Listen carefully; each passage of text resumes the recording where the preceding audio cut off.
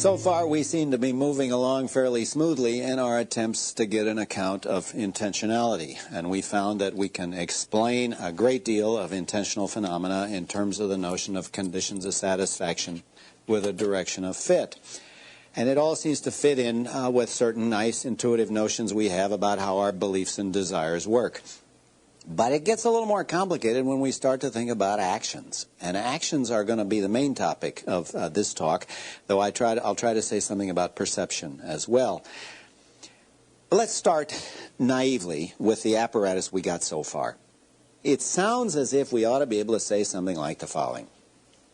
If I intend to do something, I intend to go to the movies, let's say, then my intention is an intentional state, and it represents a certain state of affairs, its conditions of satisfaction. The only thing special about intentions is that they represent actions. So if I intend to do something, my intention will be satisfied if I perform the action, and we've got that uphill direction of fit. The world has to change, I have to perform the action so as to match the intention. I wish it was that simple, but it doesn't work. That's not going to work, and I'll tell you why not.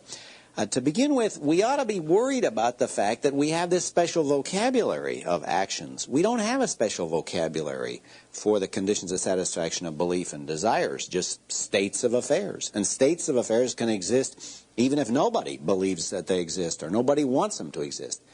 But it seems that actions can't even exist unless there's somehow an intention as part of the action. Even when you do something unintentionally, still there is an intention in the action as well. To take a famous case, Oedipus married his mother unintentionally with all kinds of bad consequences down the line.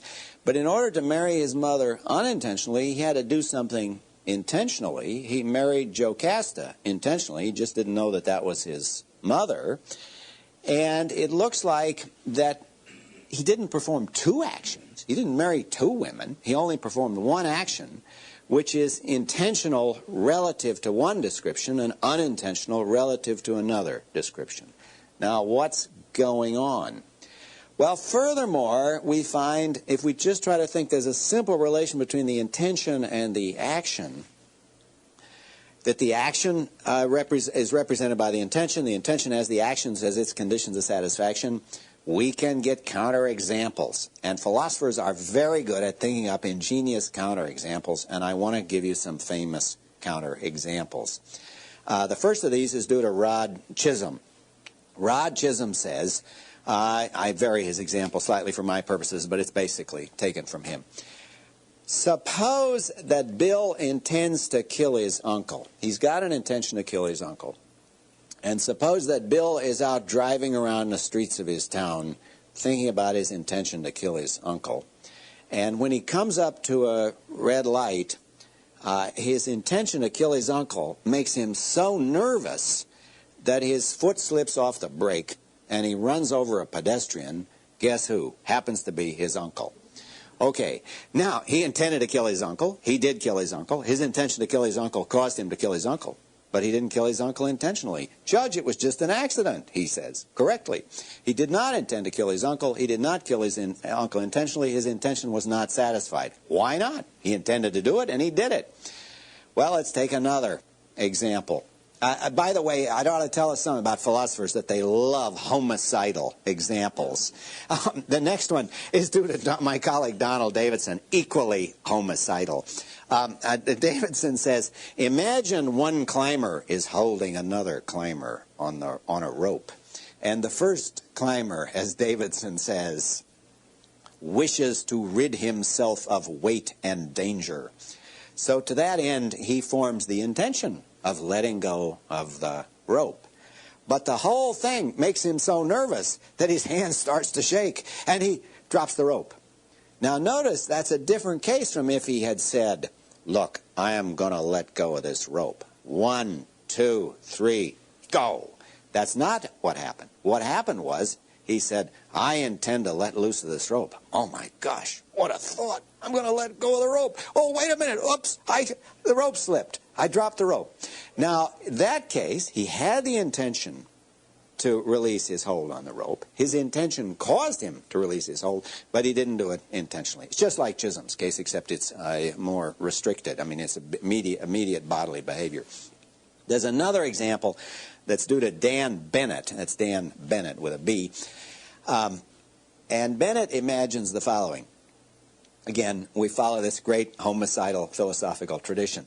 Smith wishes to kill Jones, and to that end, Smith goes out and fires a gun at Jones. Smith, however, is an awful shot, and he misses Jones by a mile. But unknown to Smith, there's a herd of wild pigs in the neighborhood, and the shot stampedes the herd, and I don't have to tell an audience of philosophers what happens next. The herd of wild pigs stampedes poor Jones to death, so Smith intended to kill Jones. His intention caused the death of Jones. But even in that case, it seems funny to say he did it intentionally because things didn't go according to plan. And I'm told by lawyers that, in fact, none of these would be a case of first-degree murder, even though the intention was to kill and the death did result. Okay, that's our problem. Our problem is to try to assimilate the theory of intentionality, try to assimilate the intentionality of intention and action to the theory of intentionality that I presented in the earlier lecture. Well, let's just go to work and figure out and look at what we find when we examine the structure of intentions and actions. To begin with, it seems to me we need to make a distinction between intentions that you have prior to performing an action. I call those prior intentions. I intend now to go to the movies tonight, or I intend now to drink a beer tonight. And the intention that I have when I'm doing something intentionally, and I don't have a label for that one, so let's say there's a distinction between the prior intention, or the forward-looking intention, and the intention in the actual action, the intention in action, the intention I have when I'm actually doing something. And for simplicity's sake, I'm going to take simple Mickey Mouse actions like the action of raising your arm. Later on, we'll show how to get more complicated cases. We've got to start with the simple cases. Okay, there's got to be a difference between the intention I have prior to an action. So I might now form the prior intention to raise my arm in 30 seconds. But that has to be distinguished from the intention I have when I actually raise my arm when I do something intentionally, the intention in action. Why do we need this distinction? Well, you can have one without the other. You can carve one off from the other. There are lots of times I have an intention to do something, like finish some work I'm supposed to do, and I don't do it. And there are lots of things I do spontaneously without any prior intention, but nonetheless they're done intentionally. In my case, that happens all the time. That I'm sitting in a chair thinking about a philosophical problem, and I suddenly jump up and start pacing around. Now, I'm pacing around intentionally, but there was no prior intention. I didn't sit there thinking, all right, shall I get up and pace around now? No, I wasn't even thinking about that. Actions that are done without a prior intention are often said to be done spontaneously. They're just done like that, without any planning, without any malice aforethought. So we need that distinction between the prior intention and the intention in action. Furthermore, if we look at these a little more closely, we discover an interesting thing we didn't find with beliefs and desires. Namely, these have a causal condition in their conditions of satisfaction. And the condition is that the intention itself has to cause something. If I have a prior intention to do something, then the prior intention has to cause my doing it. Otherwise, I didn't carry out that intention. Let's take a simple example. I form a prior intention to raise my arm in 30 seconds. Now, if I watch the clock and then in 30 seconds I raise my arm, my prior intention is carried out or satisfied because I did it by way of satisfying the intention. That is to say, the intention itself caused the action, which was its condition of satisfaction. Suppose I forgot all about my intention, and 30 seconds later I raised my arm for some other reason, a passing fly ball, and I reached up to grab it. Then it's not a case of carrying out my intention, because the intention has to cause the rest of its conditions of satisfaction if it's to be satisfied. Now, I need some jargon to describe that, and I'm going to say prior intentions have a causal condition in their conditions of satisfaction they are causally self-referential, because the intention itself has to function in bringing about the rest of its conditions of satisfaction. This is an old feature that's been noticed as far back as Kant, but this piece of jargon, the expression causally self-referential, I think was first coined by Gil Harman, and I use it a little bit differently from him, but I want to get the basic idea is that the intention is satisfied only if the intention itself causes something to happen, and that something is the rest of the conditions of satisfaction. So a prior intention will be satisfied only if the prior intention itself causes the action, which is its condition of satisfaction. Now, I think that causally self-referential feature is a feature both of prior intentions and of the intention in action. And I'll get to how it works for intentions in action in a minute. Okay, now if we actually look at ordinary human actions, I mean, we're taking these simple cases, it seems to me we need to distinguish within the action, and confining ourselves for a moment to the simple bodily actions like raising our arm. It seems to me we need to distinguish in the action itself a intentional component, a mental component, and a bodily component, a bodily movement. So if I intend to raise my arm and I then carry out that intention, the prior intention causes an intention in action, the action itself will consist of two components. The conscious intention in action, I'm intending to raise my arm, and the bodily movement. The arm actually has to go up.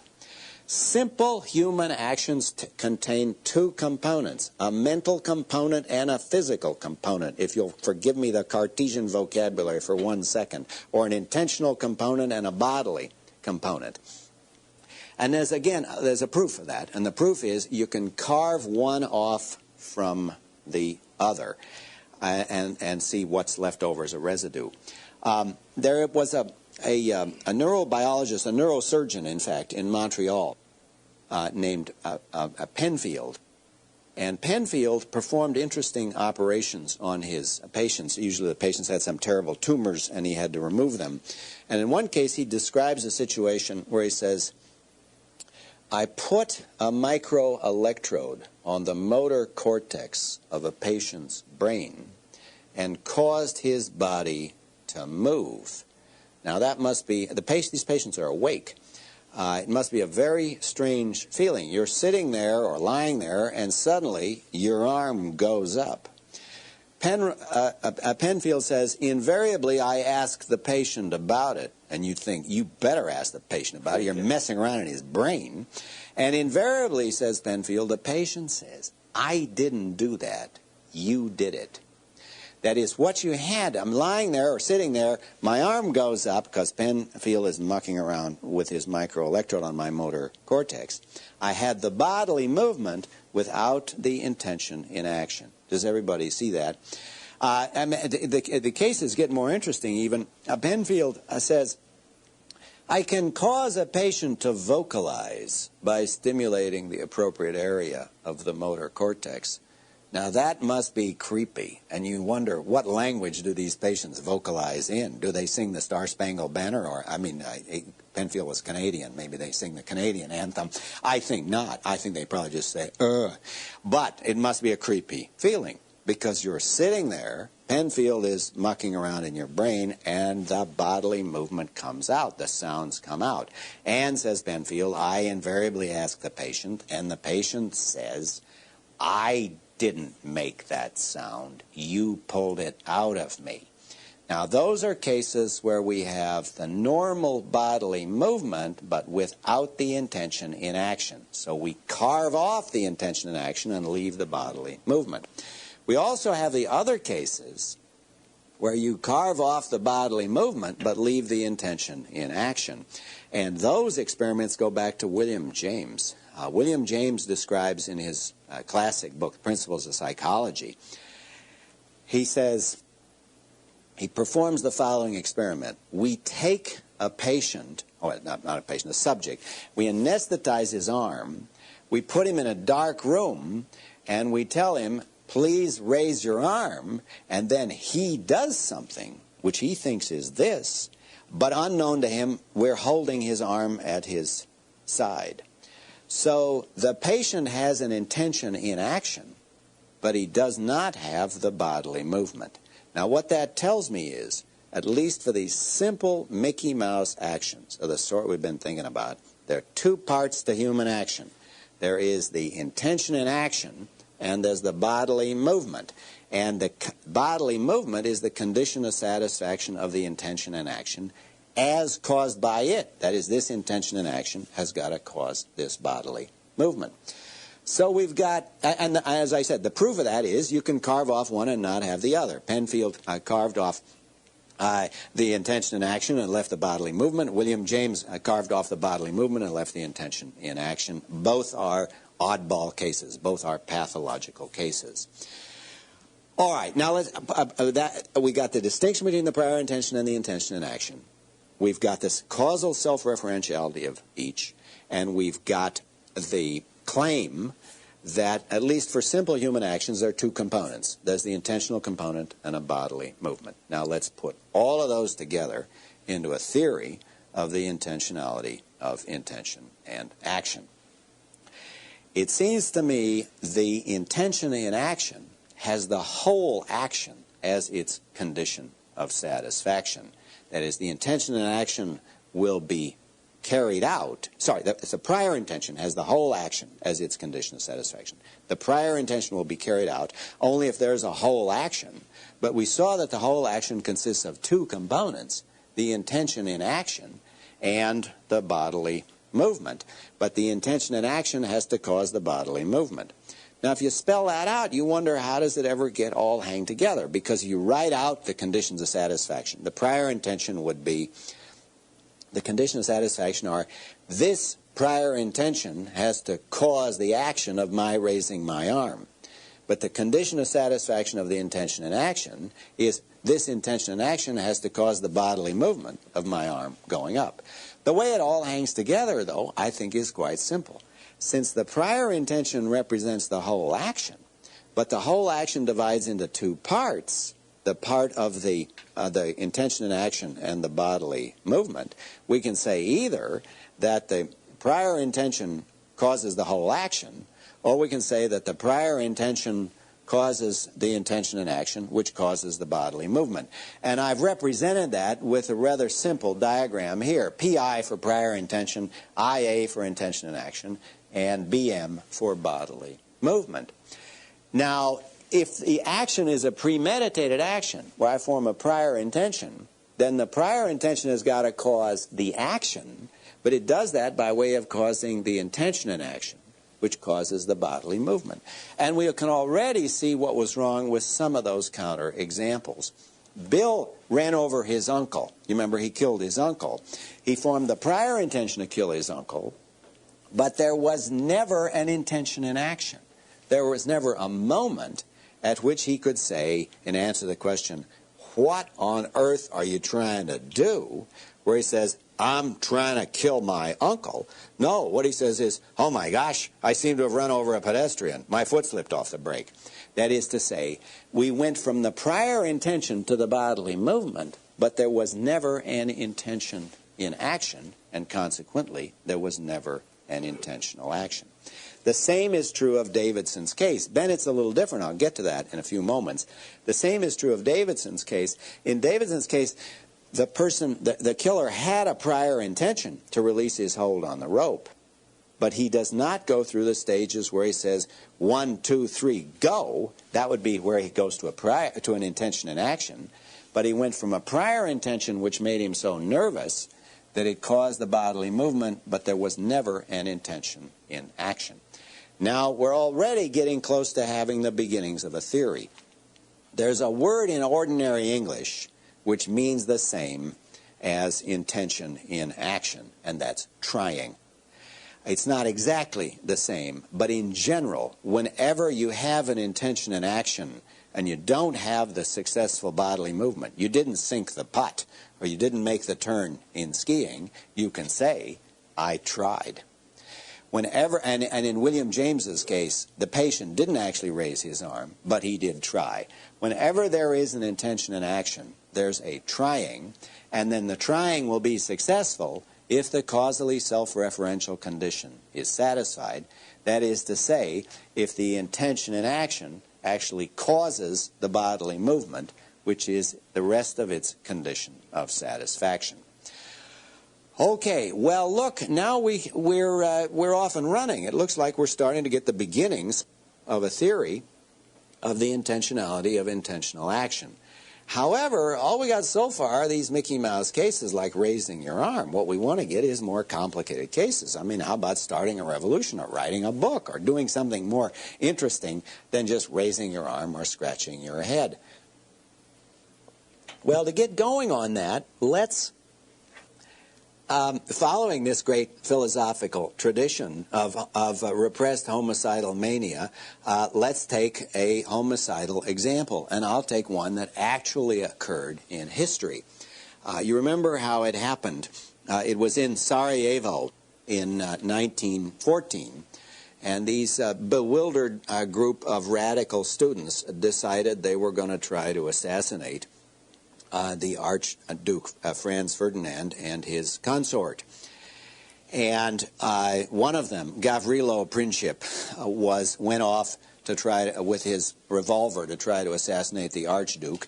But he, in the usual way, everybody got mixed up and he never found the Archduke. And he was going home disconsolately, according to the standard textbooks, when the Archduke's driver got lost in the back streets of Sarajevo, and he had to go into a side street and stop the car to try to turn it around. And there was Gavrilo confronting the Archduke and his unfortunate morganatic wife. And so Gavrilo then performed the deadly act. Now, suppose we try to explore Gavrilo's intentionality in the form of his intention in action. And you remember the way you get at that is you ask him, Gavrilo, what on earth are you trying to do? Or what on earth are you doing? That gets at his intention in action. Now, it seems to me there is a kind of sequence of things that he can say. He can say, I am pulling the trigger, I'm firing the gun, I'm shooting the Archduke, I'm killing the Archduke, I'm striking a blow against Austria, and I am avenging Serbia. All of those are parts of the conditions of satisfaction of his complex intention. Now notice there's a lot of things that went on up here that happened that are not part of his intention and action. We know that he caused a lot of neurons to fire. We know that he secreted acetylcholine at the axon end plates of his motor neurons. But unless he's some kind of medical student, when we say, Gavrilo, what on earth are you trying to do? He doesn't say, I'm secreting acetylcholine. Get out of my way. No, that's that's prior. That's at a level which is before he ever gets started. Furthermore, there are a lot of things going off here on the side. He's moving air molecules in the back streets, and he's making a lot of noise. And there are a lot of things that happen down here afterwards. He started the First World War. Some people will tell you that he caused the Bolshevik Revolution. We know that he made William II, the Emperor of Germany, very angry. We know that he ruined Sir Edward Grey's summer season in London. I mean, that was just, Grey was the British Foreign Secretary, and that was the end. He never had a decent party after that moment. So he ruined, but Gavrilo couldn't say, well, I'm ruining Edward Grey's summer party season, or I'm angering William II, or I'm starting the First World War, because those were not part of the intention in action. We know that he made holes in the upholstery of the car. The car, by the way, you can see in Vienna. It's on display. Marvelous car. But if he said, I was making holes in the upholstery and those people got in the way, then history would have been different. I mean, then we'd have a different conception of history. Okay, so now our question is, what's the relation between this stuff that I've written on the board and all that other stuff? Now, philosophers have some jargon for this. They say that this capacity where you can expand or contract a description of an action. They call that the accordion effect, because you can expand and contract the accordion. Some philosophers say you can expand and contract it indefinitely. I don't think that's right. If you're talking about the intentional action, then the boundaries of the accordion are set by the content of the intention in action.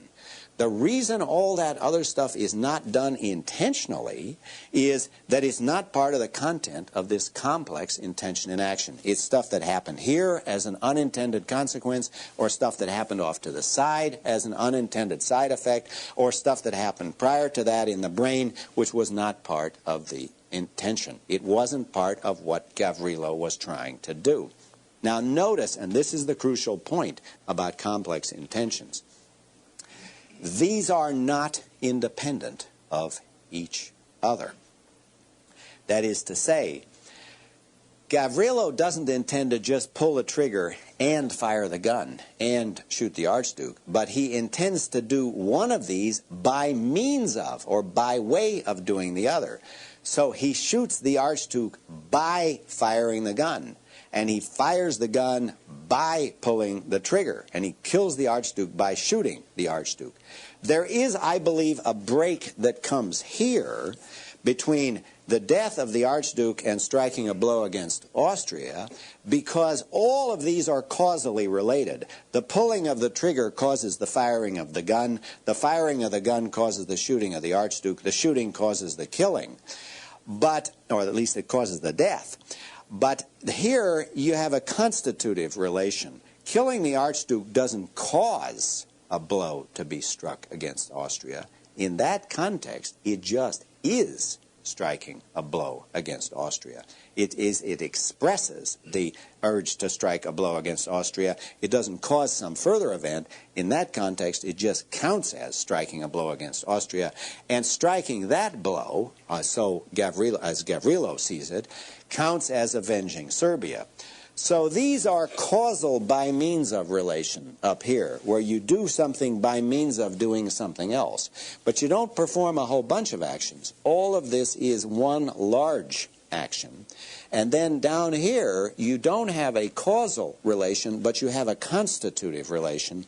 Killing the Archduke just constitutes striking a blow. Striking a blow just constitutes avenging Serbia.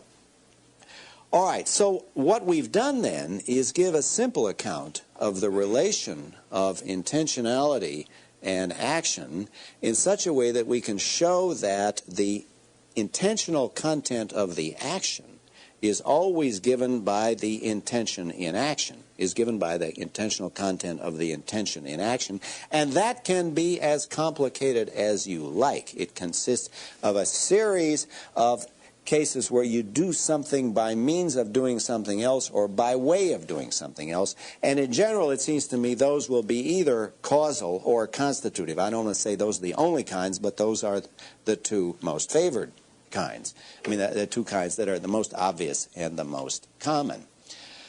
All right, now with that in mind, then, let's go back and see how we deal with the puzzles that we begin with. We begin with three puzzles. Why should there be a separate vocabulary of action? We don't have a separate vocabulary for the intentional content, for the conditions of satisfaction of beliefs and desires. And furthermore, why does there seem to be a special connection so it doesn't seem to even have an action unless you have an intention? And third, how do we deal with the counter examples? Let's start with the counterexamples. Let's take them first. I already briefly answered the Chisholm and the Davidson counterexample. In each case, there was a prior intention. The prior intention caused the bodily movement, but the prior intention was not satisfied, and there was no intentional action because there was never an intention in action. There was no point at which the killer could say or think, I am now killing the victim. What the killer thinks in the case of Chisholm's example is, my foot has slipped off the brake, I've run over a pedestrian accidentally. And in the Davidson example, it's, oops, I have let the rope slip even though I didn't intend to do so. So the reason that those counterexamples are counterexamples to the claim that any bodily movement caused by a prior intention is an intentional action is that that claim is false. The correct claim is that an intentional action must always contain an intention in action. Indeed, any human action is any event that contains an intention in action. If it is a successfully performed action, then the intention in action will be satisfied and the act will be carried out.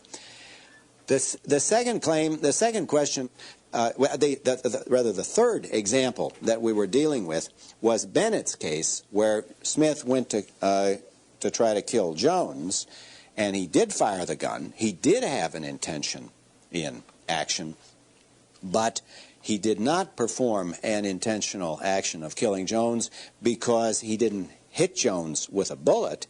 Rather, what happened, you remember, was that the herd of wild pigs stampeded, trampling poor Jones to death. Now, why is that a counterexample? Because in that case, you've got a prior intention. Smith says, I'm going to kill Jones. He has an intention in action. If you ask him, what are you now doing? And he pulls the trigger. He says, I'm now killing Jones. And he does kill Jones. He produces a bodily movement that has the death of Jones as a consequence. Why isn't that an intentional action? That case is closer, by the way, than the earlier cases, because we do have an intention in action. But the reason that it's not a case of an intentional action is the accordion here. That is to say, things are not going to plan. What we take for granted is this relation. We're assuming that that when he pulls the trigger, he intends to fire the gun, and he intends the firing of the gun to cause the shooting of the Archduke, because he intends the bullet to go from the gun into the, sorry, not the Archduke, but in this case Jones. He intends the firing of the gun to cause the shooting of Jones because he intends the bullet to go from the gun into Jones's body. That didn't happen. So the problem in the Bennett case is different from the problem in the Davidson and in the Chisholm case, because in Bennett's case we actually had an intention in action, but it isn't carried out because it was a complex intention in action, and there are features in the intermediate stages that simply weren't satisfied. You can see that if you imagine, suppose he didn't have the intention to kill Jones by putting the bullet into his body. Suppose Smith knows, I'm a lousy shot, but Smith has an assistant named Brown, and Brown says, look, boss, don't worry about your lousy aim. I'm taking care of everything. You just point your gun in that direction. Leave the rest to me. Now, we suppose Brown knows all about the herd of wild pigs, and Brown knows perfectly well that Smith is a lousy shot, and it would be a miracle if he managed to hit Jones. Now, in that case, Smith fires his gun, Jones dies, but there I'm inclined to say that's an intentional action, because he could do it blindfold. He could close his eyes to do it, and he thinks to himself, look, I'm paying Brown to take care of these details. He says this is going to work, and it does. Most philosophers who discuss this describe these cases as deviant causal chains, as causal chains that are kind of oddball or not in order, not normal. But that's not the problem. The problem is not their normality. The problem is it part of the intentional content that they're required to be normal? In the case, in the original counterexample, we are assuming with Bennett that it's part of the presupposition that we're taking for granted that the intentional content is supposed to be normal. You fire the gun, the bullet goes from the gun to the body, the bullet enters the body, wounds the person, and the person dies as a result. But in this revised case that I gave you, we don't take that for granted. We make a break with it, and yet it's still a case of an intentional killing. And this is the point. It's not the deviance or the oddball character of the causation that determines whether or not the action was carried out intentionally. What matters is whether or not the deviance or the oddball character should have been represented or not represented in the content of the intention. It's the conditions of satisfaction of the intention that matter. Okay, so I think that takes care of our three counterexamples. How about our earlier problem? What about intentional actions? And why does the intention have to be part of the action? Well, I think we now see the answer to that. Every human action has to have an intentional action, conscious or unconscious, as one of its components. An intentional action is just an action where the intention in action is satisfied, where it actually meets the causally self-referential condition of causing the bodily movement or the rest of its conditions of satisfaction. And an unintentional action is just an intentional action that has features that weren't intended, that has features that were not part of the content of the intentional action. So Oedipus performed the intentional action of marrying Jocasta. He performed the unintentional action of marrying his mother, even though he only performed one action, the one action of marrying this woman, and yet it is intentional relative to the intentional content, marry Jocasta, and unintentional relative to the intentional content, marry my mother, because he didn't have that intentional content. That's not part of what he intended. Now, one of the things I don't understand, and I think it has to do with the background that I mentioned in the last lecture, is how do we distinguish between genuinely unintentional actions and just all kind of oddball things that happen that you don't even think of as part of the action. So when he married Jocasta, he moved his elbow in relation to the North Pole, or altered his gravitational relations to the moon, but he certainly wasn't thinking about that. Those are just odd side effects, odd consequences. And it seems funny to me to say he performed the unintentional action of altering his gravitational relationships to the moon. Why? Well, I think that's part of our background. We only think of the cases of possible actions, intentional or unintentional, relative to the space of possibilities that we take our background as providing us with. Before I conclude by bringing in the problem of perception, I want to point out that this model actually fits a lot of cases. I've just tried to describe bodily movement and physical actions, but it obviously works equally well for mental actions and negative actions. My wife says to me before we go to a dinner party, try not to be rude to the host. Who, me? Rude to the host? And I then perform the negative action of having a prior intention, don't be rude to the host. I'm trying not to be rude to the host. Okay, sometimes I succeed. That's a case where you have negative actions. Sit still is a negative action. Or you can have mental actions. Form a mental image of the Eiffel Tower. Yeah, there it is, over there on the right bank. And those are cases where, again, you have an intention and action, only it's not a bodily movement this time, but it's the formation of an image. So I think this account gives us a perfectly general account.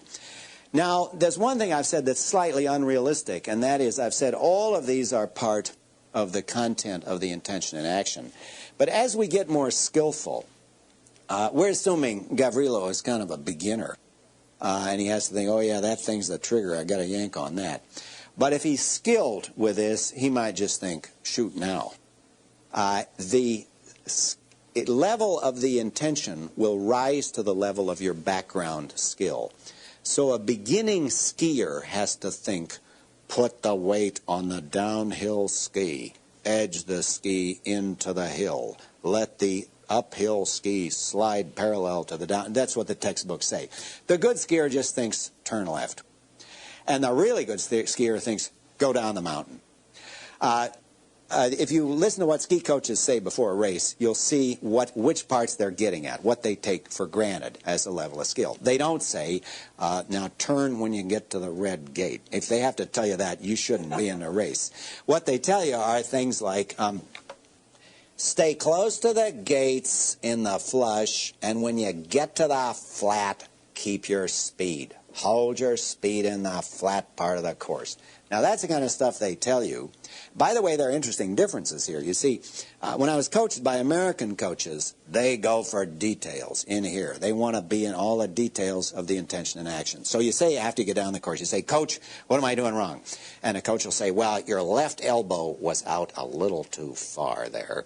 And I'd like you to make the shift from weight from one ski to another a little less abruptly. Do the foot to foot more smoothly. But Austrian coaches, you ask the Austrian coach, Coach, what am I doing wrong? What should I do different? They just say, schneller, go faster. Yeah, but Coach, what about my elbows? Schneller, just go faster. Now, in a way, I thought, well, you know, you got a bunch of dumb Austrian peasants, what do you expect? But in a way, I think they were probably right. The right way to acquire any skill is not to worry too much about the details, but just get your body to do it. Let the body take over so the intention and action will rise to the level of the background ability. Now, the temptation is to wonder, well, how skillful can we get? I mean, could we get so skillful at life that we just thought, well, all I need to intend to do is flourish, just live, flourish? I don't think so. We're never going to be that skillful. You've always got to be able to make your way with conscious intentions, but the more skillful you are, the higher the level of your intentionality, the more stuff you can just take for granted. I want to conclude this lecture with what I promised I would talk about, namely at least at a preliminary level, a theory of perception. And I want to say the stuff we've been saying about in prior intentions and intention and action carries over to perception and memory. The only thing is you get a different direction of fit. My intentions, prior intentions and my intention and action have the world to mind direction of fit, because the aim of intentions is to change the world. I form the intention to lift my watch, and I lift my watch. Then the world changes to match the content of my intention. That's the world to intention direction of fit, and it has causal self-referentiality. But now suppose I look at my watch, then it seems to me we've also got the causally self-referential feature, because the watch's being there has got to cause my experience. But the direction of fit is different. In the case of the intention to raise my watch, the direction of fit was from the world to the mind, and the direction of causation was from the mind to the world. My mind is causing a change in the world. So the arrows are going in opposite ways there. That is to say, it's the world to mind direction of fit, mind to world direction of causation. But now suppose I look at my watch, then again I've got causal self-referentiality, because the watch's being there has got to cause my experience. So I have the world to mind direction of causation. I've got this uphill direction of causation, but I've got the mind to world direction of fit, because if I see the world the way it really is, and thus my perception is satisfied, it can only be because the world actually is the way that I see it. That is to say, my perception matches an independently existing world. Now, this is a deep thought, and I want to leave you with it at the end of this lecture, and that's this. There is an exact mirror image parallelism between the structure of cognition and the structure of volition, between the structure of perception and memory on the one hand and the structure of prior intention and action on the other. The aim of perception and memory is to represent how the world is or was in the past, and thus they have the mind-to-world direction of fit. But they achieve that direction of fit only in virtue of world-to-mind direction of causation. It's basic and fundamental to our conception of how we relate to reality that we think we represent how the world is in our perception and memory only in virtue of the fact that the world's being that way causes it to represent it that way. We get mind-to-world direction of fit in virtue of world-to-mind direction of causation. With action, with voluntary intentional action, it's exactly the opposite of that. It's basic to our conception of intentional action that if we change the world to make it be the way we want it to be, and thus achieve world-to-mind direction of fit, it's only in virtue of the fact that our trying, our mental effort to make it be that way causes it to be that way. That is to say, we achieve world-to-mind direction of fit only in virtue of mind-to-world direction of causation.